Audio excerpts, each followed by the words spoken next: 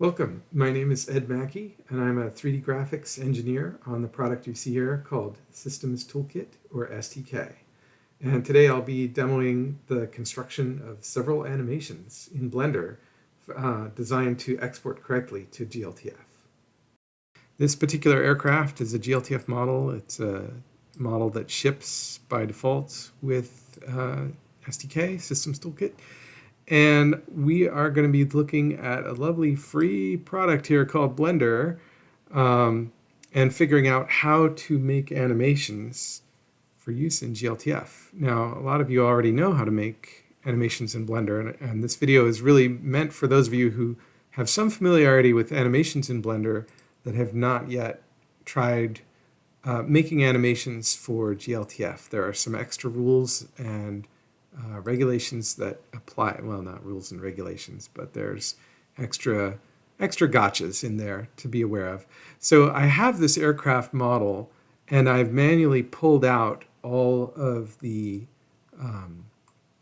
animations that were in it originally. So I'm able to load it in, and if we are in Blender, this is Blender 2.93.3, and if we go over to the animation tab, you can see that it's all blank. When I imported this model, there aren't any animations already in here. I'm going to change the look of this a little bit. The default is to place this aircraft like in a green forest, and I'd rather have it by the ocean with a nice pink sunset. There we go. Looks much better. Okay, so a couple of animations I would like to put on here. I'm going to animate the landing gear, and I might try and make these propellers spin a little bit. But first, let's take a look at my Blender layout. Over here on the left, there's a camera view. We don't really care about this camera view. So I'm going to click on the view selector here, and I recommend bringing up a graph editor. I actually like to see where these different values and keys move over time. And the graph editor is going to be blank because there aren't any animations yet, but I'm going to bring that up and we're going to look at that. And the other thing I'm going to do down here at the bottom, there's this thing called the dope sheet. This is really good for making movies and recording animations where specific things happen at specific times in the movie. But glTF, as you may know, is very highly targeted towards interactive formats. And there's a different editor in here. It's called the Nonlinear Animation Editor. And it looks almost exactly the same when it's empty. It will look very different once it starts to be populated here in just a moment. But this nonlinear animation editor is for things like video games and STK, where animations can happen out of sequence or triggered by events or be kicked off in real time based on some input. And we're going to see how that plays out. The other thing I want to point out is that Blender uses a different system for storing these animations. The keyframes are all stored as actual frames, like frames of a movie along here. And you see we've got 250 frames. glTF being interactive, the interactive frame rate is highly variable with the performance of the system. glTF does not store individual frame numbers like this. It stores key times as seconds. So this value here, this frame rate, which is in this output properties frame rate. This is actually quite important to the glTF exporter. It will convert Blender frames to glTF seconds. Now I want to make a 10-second animation, and that's 24 frames per second there. So I can actually type 24 times 10. We all know that that's 240. And it will calculate what the last frame number is to get me, with this frame rate, to get me to that number of seconds. So that'll give me a 10-second animation. And in fact, it can even show me seconds. Looks like Control T is the hotkey there. So that's showing me that time 10, as in 10 seconds, is going to be the end of this animation. And then back at the start, you'll see it starts at time 0 plus 1 frame. Blender starts on frame number 1. glTF, most animations start at time 0, and I'm just going to edit that start time to be time 0. So now we have a timeline that goes from 0 seconds to 10 seconds, and this is going to be, I hope, a very clean timeline for us to build a little animation on.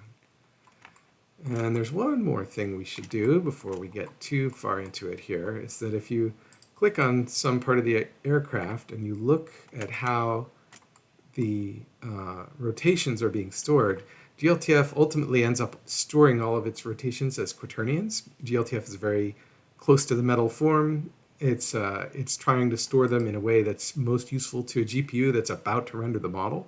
It's not the most useful to artists. I'm gonna use XYZ Euler angles here for today.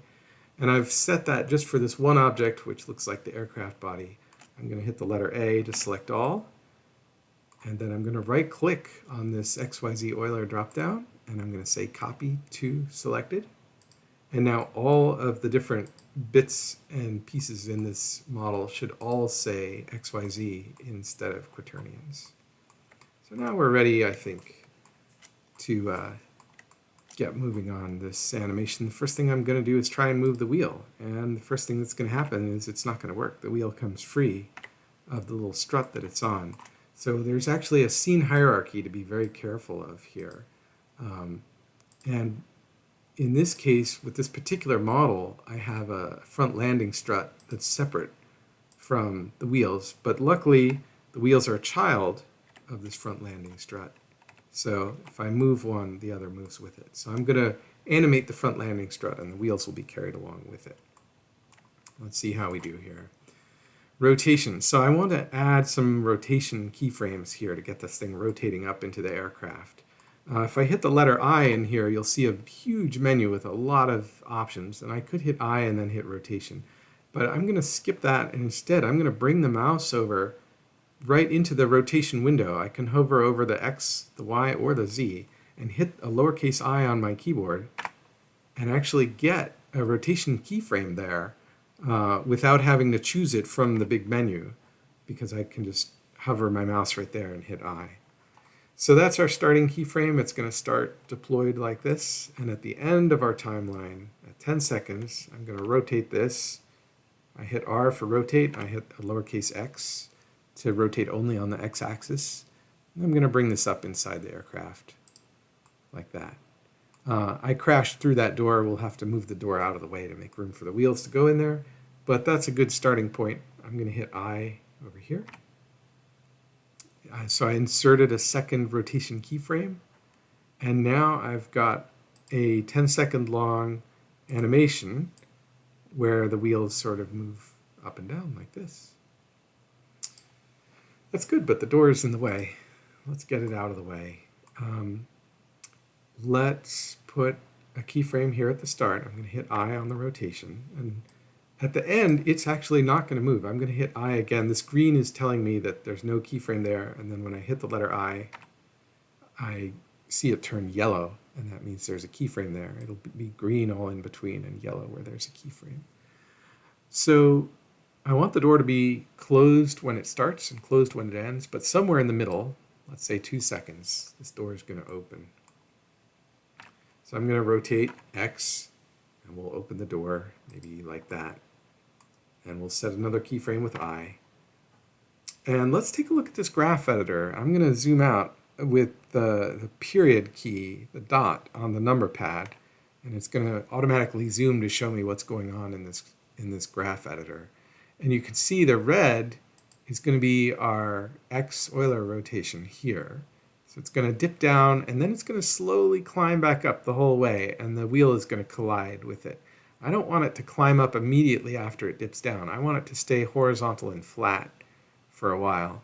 And there's several different ways to do that, but the one that I actually like the most, I think, for this particular case is if we're here on this keyframe and I actually turn off the motion. So it's now stuck there. I've muted that track and the door is stuck open, and we see it still hits. That's going to be a problem, but we'll fix that too.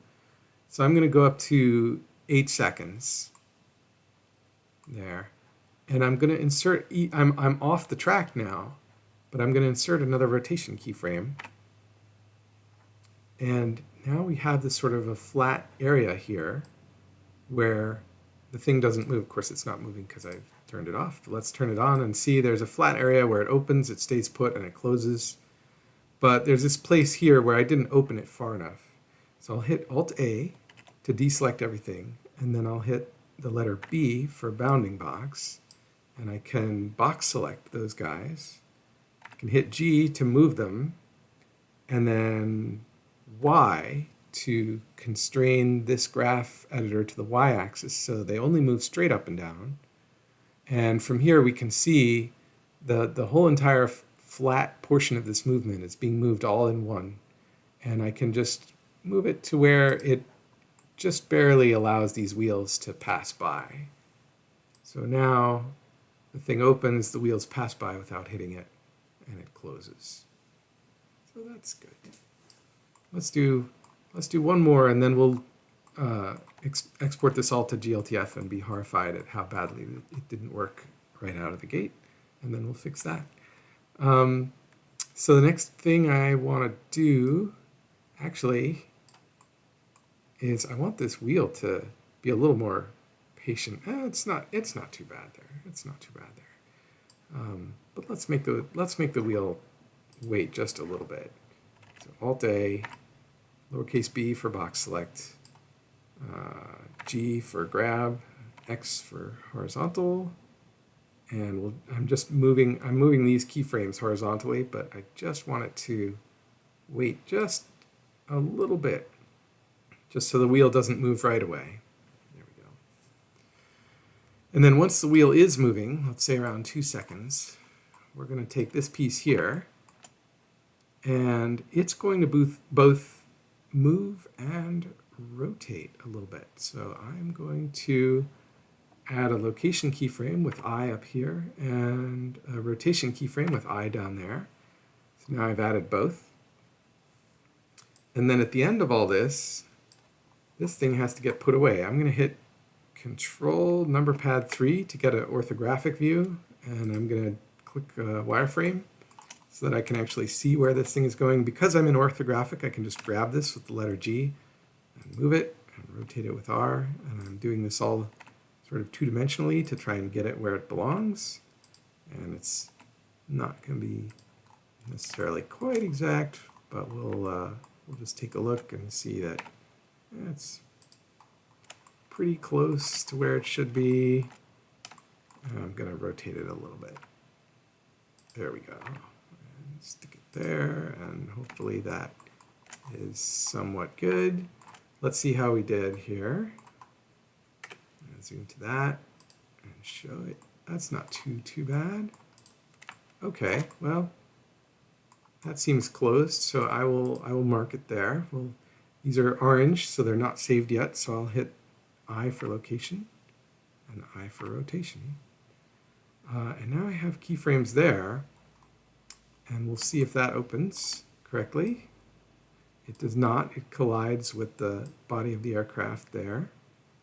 So I'm going to fix that collision. It's on a sort of an L-shaped track on the inside of this thing. I don't know if you can see that little L-shaped track in there, but it needs to actually come down a bit. So I'm going to do something interesting here. I'm going to turn off just the location. So I've muted the location tracks here, and I'm only showing the rotation. So it's just going to wobble a little bit there. And somewhere right about 8 seconds, I guess, I'm going to have it drop straight down. So I'll hit G and Z and drop it straight down out of the body of this thing, maybe to there. And I will add just a location but not a rotation keyframe there. And now we'll turn everything back on. And with any luck, it will sort of move along that L-shaped track that it has. All right, fantastic. So that's it. We made an animation. Let's see what happens if we export all this to glTF. I'm going to go File, Export, glTF 2.0. I'm going to save over animationdemo.glb, and we'll export it. And I'm going to use a little website here called Babylon Sandbox, sandbox.babylonjs.com. This is from the Babylon.js team. We are going to get our animation demo and drop it right in there and see how this works. And unfortunately, it's not going to do what we wanted it to do. You'll notice What is it doing now? This door is moving. This front door is moving all by itself, and the wheel and the other door are stationary. And in fact, if I pause this, you can see there's three different actions here named front gear, front door action. These are wacky names from inside the model. Front gear, rear door action, and front landing strut action. And it's the landing strut action that actually moves the wheel like that. So why do we get three animations and not one? Well, if we look back at Blender again, and we look at this nonlinear animation window, you can kind of see that it's already warning us that there are three different nonlinear animations here. And the thing we're going to do to fix this is use this little gray button that's called push down action. So I'm going to hit push down action on all three of these tracks.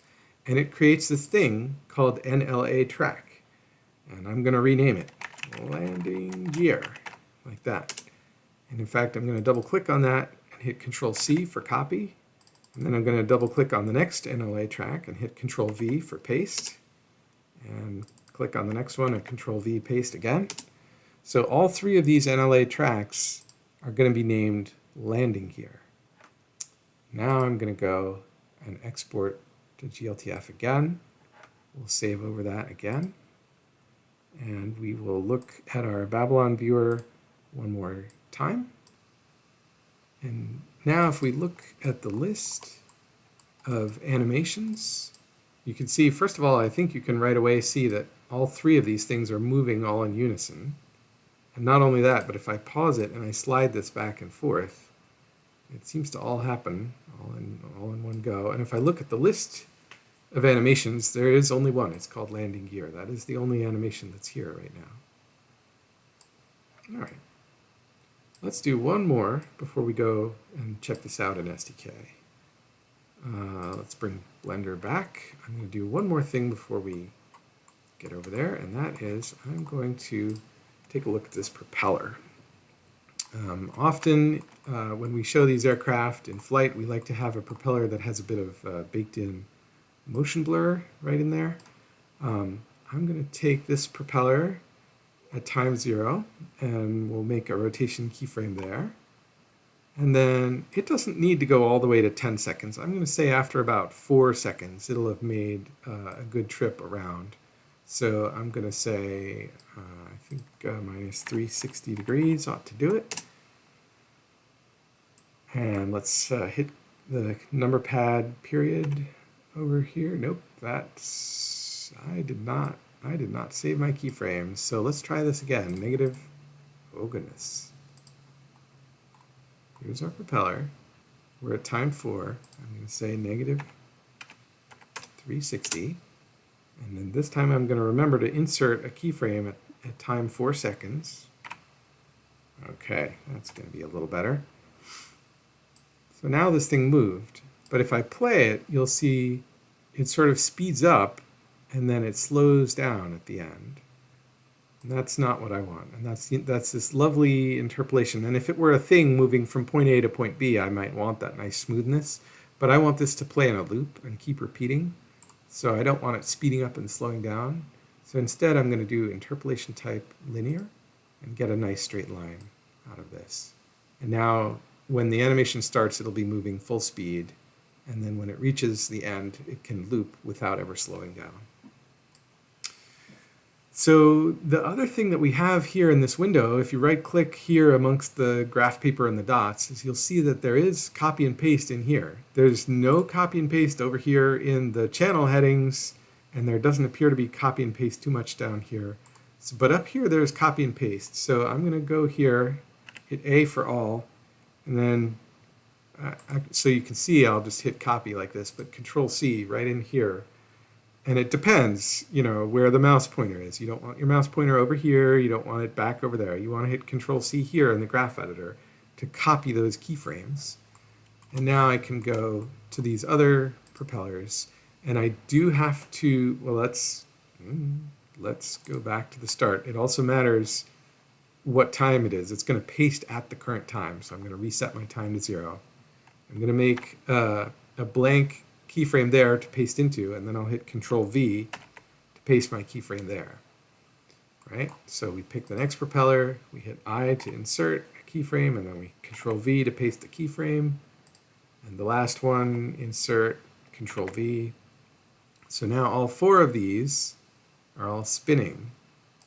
But if we once again look at this NLA graph editor in detail, you can see we pushed down these top 3. We didn't push down the bottom 4 yet. So I'm going to go ahead and hit this button, this little gray button, push down action. All 4 of them. And instead of NLA track, we're going to call this prop spin. And as before, I'm going to hit Control C to copy that text and paste the text with Control V into all 4 of these NLA tracks. So now we have 4 of these things called prop spin and 3 of them called landing gear. All right. We will export to glTF one more time. And let's look at Babylon and see how we did here. I'm going to bring this model over here. So the landing gear animation is playing. And we can see the landing gear is able to move up and down there. And then I have 2 of them now. I have a prop spin animation. And I can see all 4 of these things are spinning. So let's check this out in STK. I'm going to reload the model to pick up our changes. We'll hit apply. So here's our 3D model that came out of Blender. And if we hit view articulations, you're going to see 2 of them. You're going to see prop spin and landing gear. And both of these have a pair of transformations on them. One is called enable and the other is called seconds. Enable is there because in glTF, it is possible for the default pose of the model to be different from any given pose anywhere in the animation. And that's not the case typically when you export from Blender. Typically, the start of the animation is the default pose of the model. So enabling or disabling the animation doesn't appear to have much of any effect. But if you forget to enable the animation, it's not going to work, obviously. So enable your animation by setting enable to 1.0. And then we're going to click on seconds. And seconds tells us how far into the animation timeline we are. So when I move this timeline, you'll see it play back the animation that we built in Blender. And in fact, even though we told Blender that this lasts 10 seconds, we don't even need to think of this as 10 seconds. We can now think of this as a control slider as to whether or not the landing gear is up or down. And you can issue STK articulations to move from 0 to 10 or to move from 10 down to 0 anytime you would like to command this aircraft to raise or lower the landing gear. So you can think of these things as controls rather than just as the passage of time in a movie clip. And you can assign a STK scenario time or something, you know, at 0800 hours we raise the landing gear or something like that. And then prop spin is the other one. Again, we'll enable that one as well. And this one is going to be a shorter timeline from 0 to 4 seconds, and it just causes these propellers to all spin as we did in Blender. So there you have it. There's the wonders of exporting animations from Blender to glTF and getting them to play back in STK. One more thing I'd like to show today is how to use those animations from STK Movie Timeline. So let's close this and bring up the movie timeline. I'm going to close the wizard and just leave the timeline out. And then what we're going to do is I'm going to right-click on the aircraft and do aircraft plugins and add an object timeline. And there's a couple of things we want to put in here. I'm going to double-click all 4 of these. So double-click enable, double-click seconds, enable, seconds. So all 4 of these will go over here and I'll hit OK. And I'm going to say OK to all that stuff as well. And then up here in our movie timeline, it's showing me that this aircraft has a flight path that's shorter than the length of my movie currently. So I wouldn't want to actually record a movie that's that long. I would make the movie a little shorter to match the flight path there. and we'll pull this header out so we can see which is which. The enables, right now, we're just going to leave these enables set to 1. So I'm going to create keyframes for them there by clicking on this red bar right here at the start. So they stay at 1. Let's zoom in a little tighter on that. And here's our aircraft. So the prop spin, I'm going to put one here and have the prop spin go from 0 to 4. And as, let's see, so I'm going to have this also repeat indefinitely, and we'll see a gray bar go across. But you will also see, I don't know how fast this is going to play. Yeah. Let's play that a little slower, maybe a little faster. Oh yeah, and you can see it speeding up and slowing down. We don't want that, so we'll set both of these to 0 so we get the constant spin rate there. Let's do 2 minutes there. There we go. So the propellers are going to be spinning indefinitely now there. And then at some point in this scenario, maybe somewhere around here, we're going to say that the landing gear needs to move. And the landing gear, I'm going to say, was up to begin with, and then is going to drop down. So we'll zoom in on that a little bit, and then at this point, maybe we'll hit play, and the propellers spin, and then when we get to this point, we should see the landing gear animation play and extend the landing gear like that. And then the aircraft is ready to come in for a landing.